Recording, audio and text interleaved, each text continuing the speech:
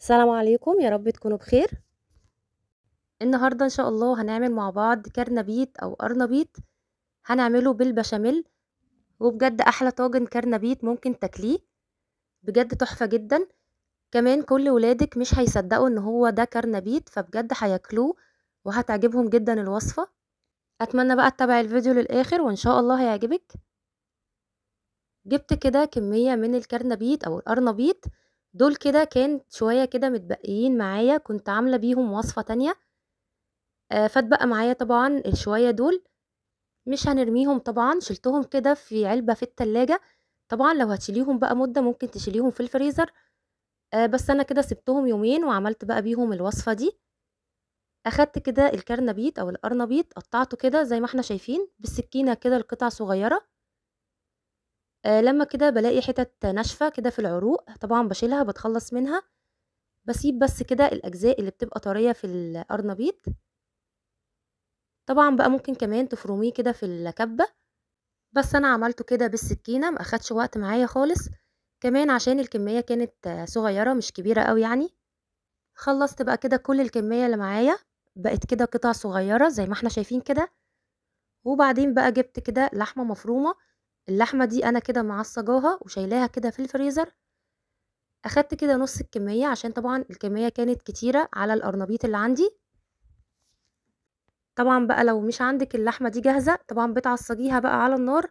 وطبعًا سهلة جدًا، بتفرمي الأول بصل بتشوحيه على النار، وبتضيفي له اللحمة وبعدين بتضيفي البهارات، وكده بتكون اللحمة معاكِ متعصجة، بتضيفيها كده بقى على القرنبيط أو على الكرنبيط بالشكل ده، وبعدين بقى باجهّز البشاميل، وكمية البشاميل هنا بتشوفيها حسب طبعًا كمية القرنبيط اللي عندِك. أنا هاحط 3 كوبايات من اللبن، حطيت كده كوبايتين ونُص من اللبن أو الحليب، وكمّلت نُص كوباية الأخير ده بشوية كده من المَيّة، يبقى استخدمت 3 كوبايات من السوائل، هاضيف لهم 3 معالق كبار من الدقيق، هاقلّبهم كده، وبعدين أنا هاعمل البشاميل ده كده على البارد، بيكون حلو جدًا وبيكون كمان سهل وخفيف، بس أهم حاجة كده بنقلّب الدقيق مع اللبن الأول كويس جدًا، وبعدين بقى بنرفعه على النار، باضيف له شوية من الملح وشوية من الفلفل الأسود، ومكعب من مرقة الدجاج، بتفرق جدًا مرقة الدجاج مع البشاميل بجد بتخلّيه طعمه حلو أوي.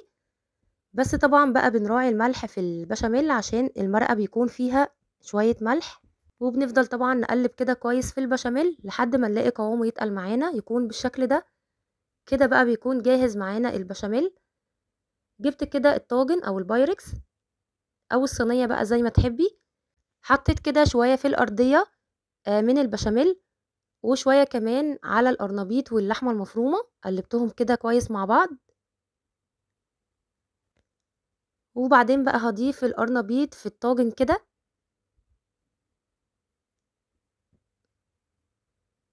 وبعدين هاضيف بقى عليه البشاميل، بس هاضيف كده بيضة على البشاميل اللي هاحطه على الوش، هيدّيها كده لون حلو أوي، طبعًا لو مش حابة بقى تضيفيه براحتك، بس أنا عشان مش هاضيف جبن ولا أي حاجة،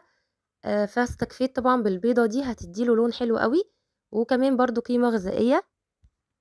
حطيت كده شوية من البشاميل، وبعدين باعمل كده بضهر المعلقة فتحات كده، عشان كل كده البشاميل يدخل كده في القرنبيط، وآخر شوية بقى كده باضيفهم على الوش، باسويه كده كويس، وبعدين بقى كده بيكون الطاجن جاهز معانا، بندخّله طبعًا الفرن على الرف كده اللي في النُص زي ما إحنا شايفين كده، وده كده بيكون شكل الطاجن، طبعًا بعد ما قعد في الفرن كده حوالي نُص ساعة، طبعًا بتشوفيه الأول كإنِّك بتساوي كده مكرونة بشاميل بالضبط،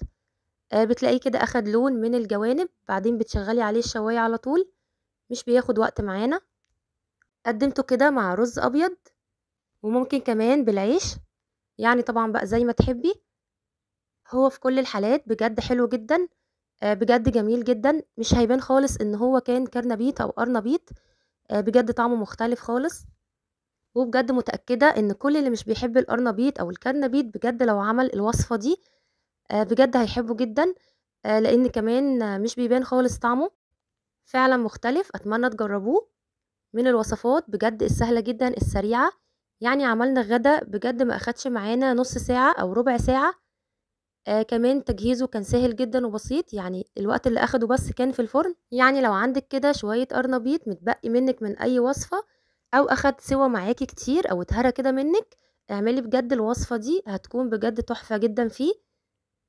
ما تنسيش بقى لايك للفيديو لو عجبك الفيديو، وما تنسيش تشتركي في القناة وتفعلي الجرس عشان يوصلك اي فيديو جديد بقدمه. واستنوني في فيديوهات جديدة ان شاء الله، وصفات جديدة، واسيبكم في رعاية الله. سلام عليكم.